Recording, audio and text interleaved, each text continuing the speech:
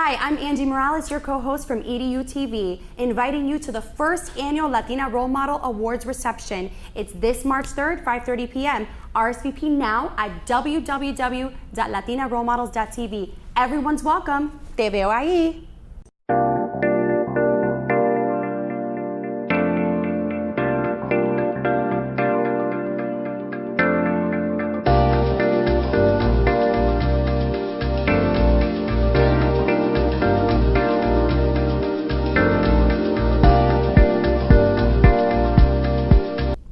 Good evening and welcome to another edition of EduTV. I'm your host, Greg Perkins, and we have one of our favorite guests, Dr. Alzo Reddick. Good seeing you again, sir. Good to be here. This is Black History Month, and you are a historian, in particular the military. That is correct. I did my homework.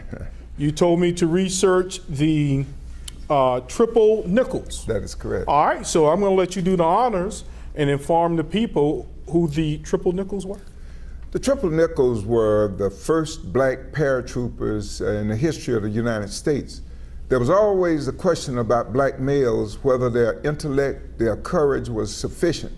And being members of the paratrooper was considered a special honor. It was required that they exhibit more endurance, more courage, and so consequently there were no black paratroopers. When Normandy was invaded, there were black paratroopers prepared, but none included in the Normandy invasion. So the triple nickels were created during World War II as an experiment at a pilot to determine the following. Are black men as capable of white men jumping on an airplane? Would they kill themselves? Would they go screaming and hollering, crying if something happened? Well, what happened was the triple nickel. There were 20 of them initially. They received their training and were prepared to go to Europe for the Normandy invasion, but that wasn't the call they received. The Japanese during World War II were launching bombs, weather bombs, that were taken by the circulation of the jet stream, and coming across the Pacific Ocean, and at a certain altitude, they released and initiated fires, Washington, Oregon. This is a little known secret in American history. Yeah. We said that the Japanese, those little yellow people, we're gonna beat them by breakfast and we'll be back home for lunch. But the Japanese launched fire attacks, and the black paratroopers were the people used to put out those fires. So they became smoke jumpers. Yep. So the secret that Americans now that consider themselves knowledgeable about American history are not aware of the combat capabilities of the Japanese, of these black men, most of whom are deceased now, but fought fires and saved white families in Oregon and Washington. So they're covered in glory now. General Petraeus is posed with them, and they're triple nickels, the 555th Parachute Battalion. And that means an infantryman that is prepared to lock and load, jump out of a plane, but in this instance, they fought fires. Is that an adequate definition? Well, that's what I read today. But I found that so interesting that the Japanese, that was a pretty sophisticated attack to try to set, the purpose was to set forest fires in the United States. And killed some white families. And the reason I mentioned white families were destroyed. America, and I understand why some Republican libertarians say, why won't we tell the truth? Why would we demoralize America by saying the Japanese have launched a secret weapon? And what do you have to use to fight the secret weapon? Well, how demoralizing would it be for white America to understand it was black men? Did you mean to tell me you're using black men? This is 1944 and 1945. So as an educator and someone that believes that America must have its best line, I think all the kids that are studying chemistry, engineering, physics, whether they're Latina, Native American, Haitian, Caucasian, whatever, we need our best people. And if history and education demonstrates nothing else, one cannot constrain what is in an individual's heart and mind. And so for me, when I'm talking to gangbangers in the inner city with gold teeth and baggy pants, I'm saying, hey, people fought and died for you to become an engineer, pilot. And so for me, And when I talk about white and black America, I grew up in this town. I remember when there were no black policemen, no black firemen, and white and colored water fountain. So I was in the 4th grade in 1948, so that means I was in 1st grade, World War I is concluding. I never knew anything about this. I had to become a full-grown man and read a great deal. And so for me, it isn't just redemption. America can only be the greatest country when it allows merit to rise. I don't believe in affirmative action paratroop. You got to demonstrate strength and intelligence. Now, that's interesting that you said that. What would affirmative action paratroop be? Because to me, I would think that these are all men. So why should you have to give them a special pilot for them to prove themselves? Affirmative action for me would have meant preparing people to jump that were not. It would have meant the sacrifice of lives which people were not compared. Right. And not only placed in danger the lives of all no women were included in this, but it placed in jeopardy the lives of the people that we're up there to protect. If you're a warrior is expected when the bell rings, a warrior is supposed to step forward. And as General Patton said, any poor SOB, I hope that isn't X-rated, can die for his cable TV. Could die for his country. We want you to live for the country. And so affirmative action would have meant just placing people in were not qualified. So for me, affirmative action means giving people an opportunity to demonstrate that they were made of the right stuff. And so the triple nickels represent, in a segregated society, they said, give these black men an opportunity to show that they can do their stuff. And they did their stuff. So that would be my explanation to you. Yeah, and now you talked about the gangbangers. And so some would say that because of slavery and the overt oppression of black men and the demasculation of them, that maybe that's why some of these people still act that way. What do you say about that? I think that's el todo poo-poo, if that is, if that's acceptable lingo. Yes. Yep. Look, I grew up here, and you've heard my spiel about no black policemen, no black firemen.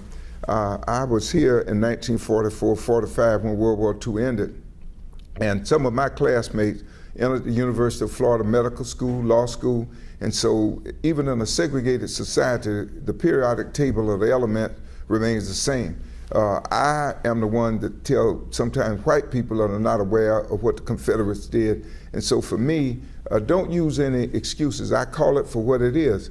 When there's a bad policeman that attempts to extort, demean, we should tell the truth on that policeman.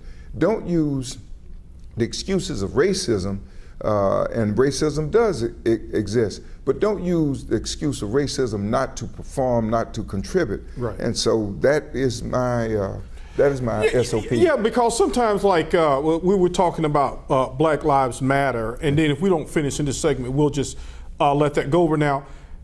Trayvon Martin, the young man in Cleveland, the guy in New York that was choked to death for selling loose cigarettes. I don't like those cases. That was horrible, okay? Because Trayvon was just walking home and wasn't bothering anyone. Michael Brown, I got a little problem with that. Because I think he may have grabbed the guy's gun. Don't grab any cop's gun. So what do you say do we lump all these cases together when it comes to saying, okay, we're gonna get these guys for this one, but I don't think we should lump all of these guys in there together. No, I do not, and the cases that I would use would be the case where this black policeman in New York was killed. He was from Guyana. He was shot by another black man, and he'd been released. And so it was a gangbanger killing a black policeman, a second-generation black policeman. Then the next case that I would use would be New York, where this Chinese policeman waving his gun around. Evidently, we had an affirmative action policeman because he gets into a stairwell and he discharges his weapon. And in basic first aid, say if someone is hurt, go to their rescue. I use that to say, in this case, we have a black-on-black murderer who was a murderer, killed a black policeman. I condemn that. We have, in this instance, obviously, a shaken Chinese police officer that accidentally, and I believe it was accident, I don't think it was racism, I think it was ignorance and stupidity. Right. But it is It is our responsibility not to have affirmative action hires. During my life as a legislator here, I've had an opportunity to patrol with the Orlando Police Department. And some of these places I've gone, I have never been so scared in my life, you know. I don't have that much hair to stand up on my head. But when I'm going into some of these places, I'm not going to describe any more physiological what's happening, but I'm just scared to death. So I don't minimize what it takes to be a cop. But people and responsibility, when you keep getting these calls about cops disrespecting people, those should be signaled. So my point is, I say to young black and Latinos, whatever discrimination they may encounter, let's have more Latino policemen, let's have more African Americans, let's ensure that they're qualified, let's prevent them from becoming felons when they're in the 10th and 11th grade. So I'm saying, if the community is to reflect what it looks like, let's produce the same amount of doctors, lawyers, policemen, fire, public safety individuals. That is my and that's a good segue into education, because I'm dismayed too sometimes, because I'm like, okay, for as bad as America may be, right? Yes. We do educate everybody, right? Yeah. The bus, it'll come, it'll pick you up, it'll take you to school, it'll give you some books, give you some teachers, gonna give you some lunch, and then we're gonna take you back home. So can't we sit down and learn how to read and do math and strive for better things? Because I'm just so disturbed by this achievement gap that still exists. That bothers me. And I don't think that's a white man's fault. I don't believe that this could be traced directly to white men per se, but it is a series of accidents, like a jet taking off, a little of the curvature, this a little wrong. It takes a cumulative effect to bring down a jet. We understand that very well. What happened is, my grandparents were born in 1847, 1855, okay. And I am the first to graduate from college and earn a graduate degree. But they insisted that I attend elementary school, Sunday school, say yes sir, yes ma'am, no ma'am. So whose fault is it for the kids that I sometimes walk to school? There is no, I can trace my family back to granddaddy. There's no daddy present. There is no granddaddy present. So from slavery to now, everyone in my family, I know who they are, right. Just like pedigree, but many of these kids don't have that. That is what that is not the white man's fault. That is our responsibility, and it takes senior citizens like yours truly to say we need to exert more responsibility. Well, you know, I tell you what, Dr. Ray, it's a little scary when historians like yourself and people who are passionate about trying to help other kids, when your generations, because I see it in my hometown a little bit now, a lot of the older folks are dying, and you can just see there's no more cohesiveness among the younger African Americans to pass down these things that you're talking about. Well, the seriousness of education, to do well in school, to strive for excellence. Well, I can tell you that as a fourth grader, Mrs. Brown was my fourth grade teacher, and she said that we were going to compete in an integrated society, and we had to learn to compete.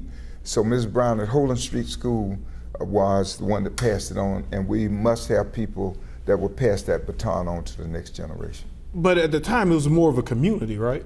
Where like the teachers and the parents. Nowadays, you see, like, I've been reading stories where parents are beating up the teachers, knocking teachers out in the classroom because they said something to their child. It's misplaced aggression, just as some Trump supporters have misplaced aggression.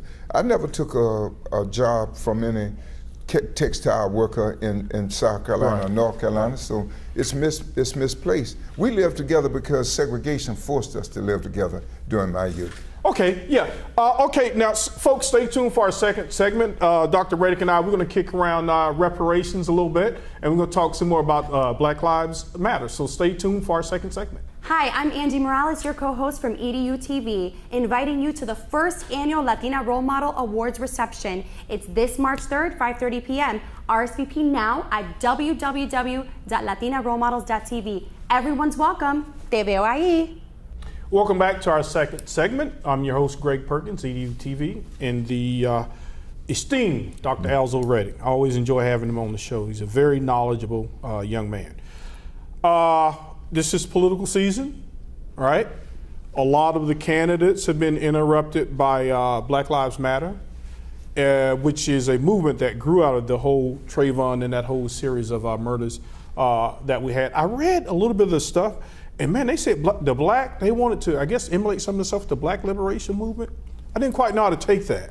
So when you hear Black Liberation, do you hear bad, or what do you hear when you hear that? Black Liberation? Well, I hear Black Liberation, I think about the Symbionese Army and the kidnapping of Patty Hearst. That is the first thing to come to my mind when I hear that term. That is the imprint that I have on my mind. For me, Black Lives Matter. To me, Senator Sanders demonstrating at the University of Chicago as a student about civil rights and equal opportunity has magnificent credentials as far as I'm concerned. My lament to Black Lives Matter, come on, join me walking some of these first and second graders and third graders to school. If Black Lives Matter, why do we have to play it out in front of the television camera? Why do we play it out in some of the inner cities?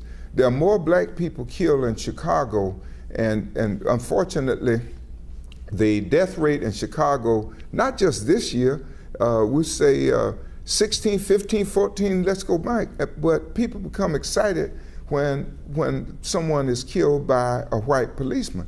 And my concern is, I don't have my combat gear. I don't know whether I could. Do you think they should be doing more with Black Lives Matter? I think that Black Lives Matter should if Black Lives really matter, wherever the combat zone, wherever the test scores are the lowest, wherever the police are arresting most people, wherever the most junkies are dying, wherever those indices are, poor test scores, murder, mayhem, junkies in the street, if really Black Lives Matter, why don't we stage intervention in places like that? That to me would be courage. It isn't courageous to go and demonstrate at a Donald Trump rally, Senator Clinton's, Secretary Clinton, or Senator Sanders. So for me, Black Lives Matter disappoints me because as a grandfather many times over, I have to question the bona fides.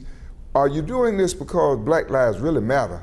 Or did you select this time to go because you're going to get primetime coverage? As one who I ran for school board, I was the NAACP president, I was the class president in the fourth grade, and this isn't just about Alzo Reddick, but I'm talking about all the people, wherever they are in the poor communities. Why didn't we begin doing something at the local level? And so for me, I am not convinced that Black Lives Matter has the most effective strategy. I would like to see. Yeah, because I'm on their website and it wasn't very detailed. I mean, it had some stuff. And if you guys are listening, if you see this on YouTube, you can contact either I or Dr. Reddick. And we're saying that if Black lives really matter, can we have an educational agenda? Right? Can we take it just beyond prime time? And like you say, can we get some scholarship program going or helping kids to read? But we're here. We like to work with you because I just don't understand that whole Chicago thing. That baffles me. Well, I think I understand it, but I would tell you, I was prepared to go into Cuba during the Cuban Missile Crisis. So that was my preparation, 2nd Infantry Division. I would be afraid to go to Chicago at this time unless I had better preparation. We need our best psychologists, we need our best anthropologists, we need our best policemen. We need our best entrepreneurs. I'd like to see some entrepreneur efforts. If we got to sell dope and sex in the inner city and intimidate, then it's a fearful place for all of us.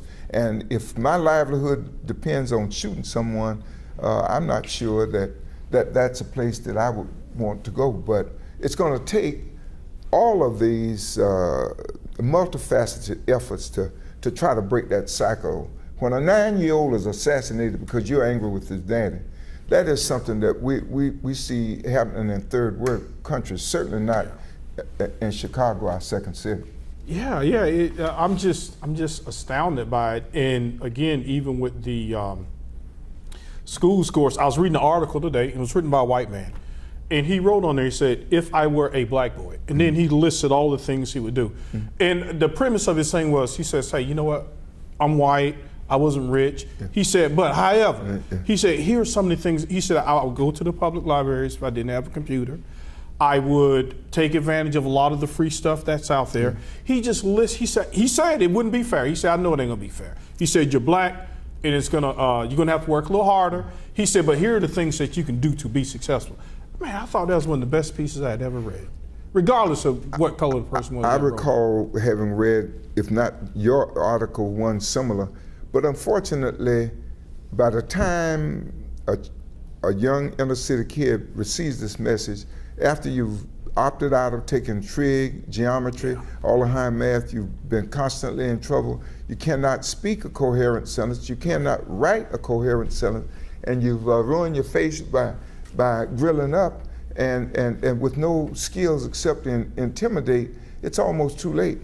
I would use my earlier example.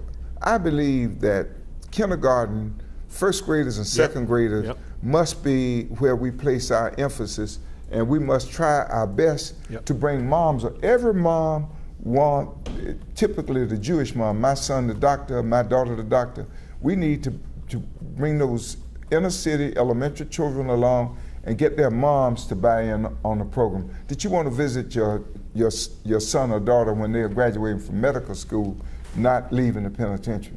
Yeah, there is a greater emphasis because, like you said, by the time the child's in the third grade, you're supposed to be reading to learn, not learning to read. You falling behind by that time.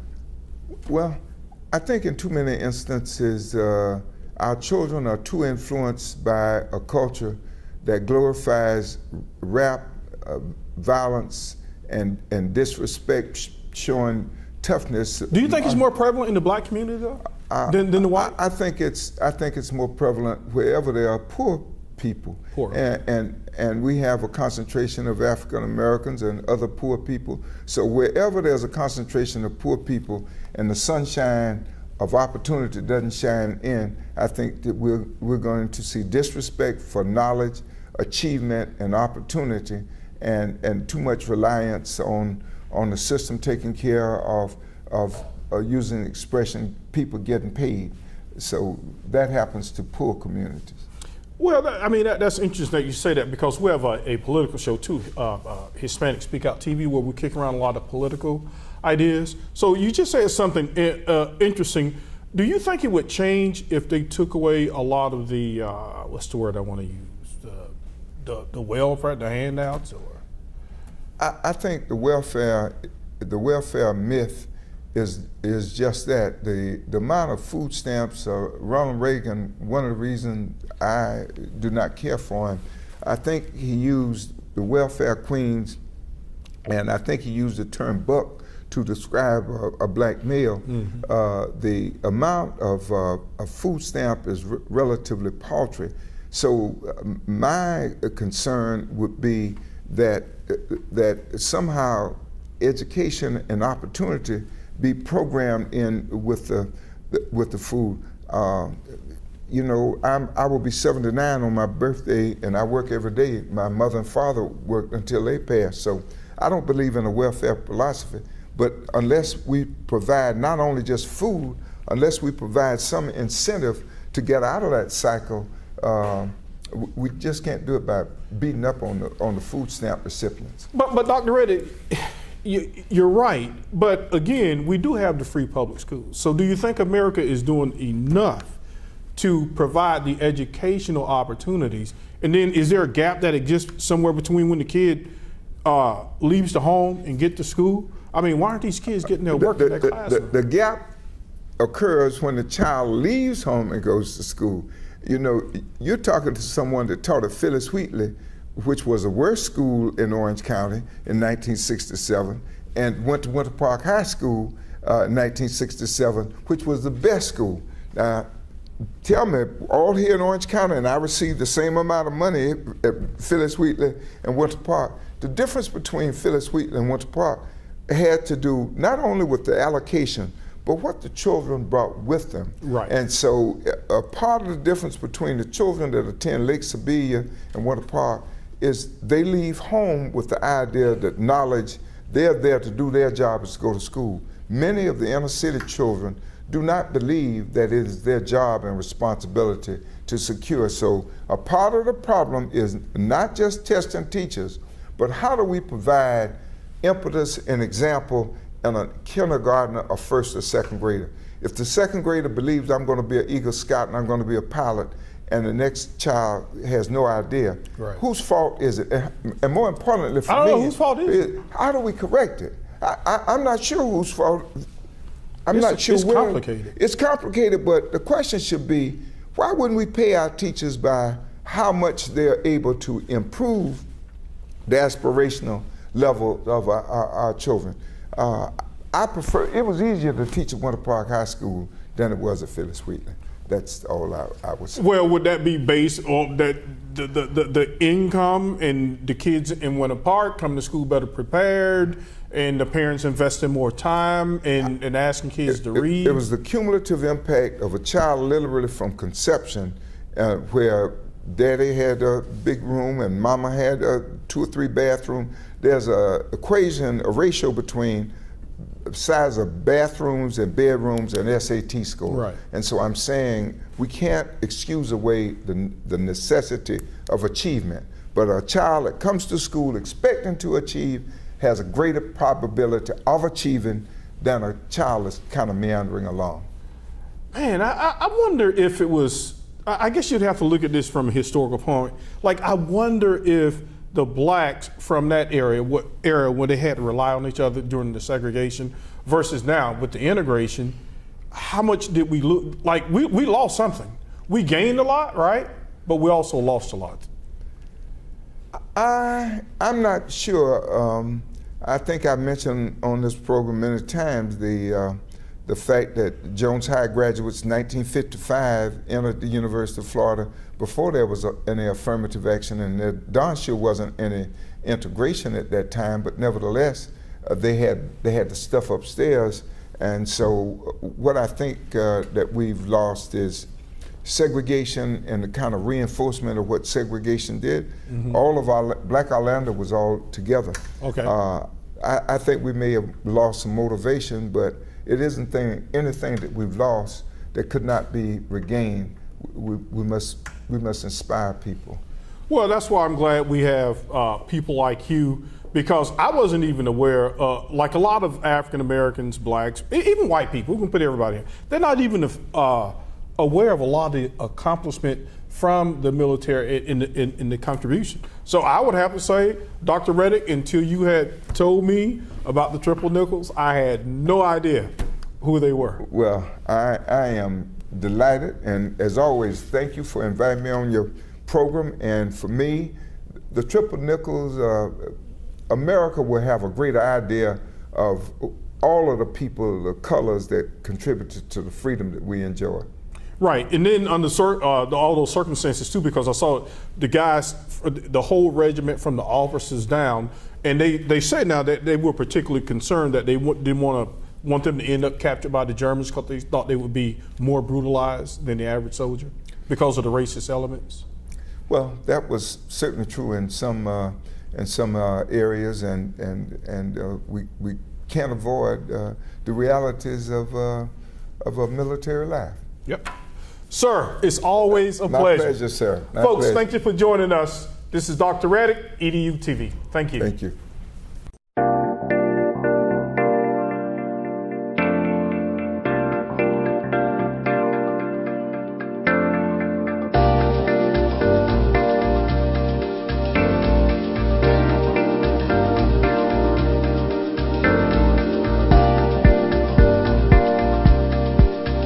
I'm Angie Morales, your co-host from EduTV, inviting you to the first annual Latina Role Model Awards reception. It's this March 3rd, 5:30 p.m. RSVP now at www.latinarole models.tv. Everyone's welcome. Te veo ahí.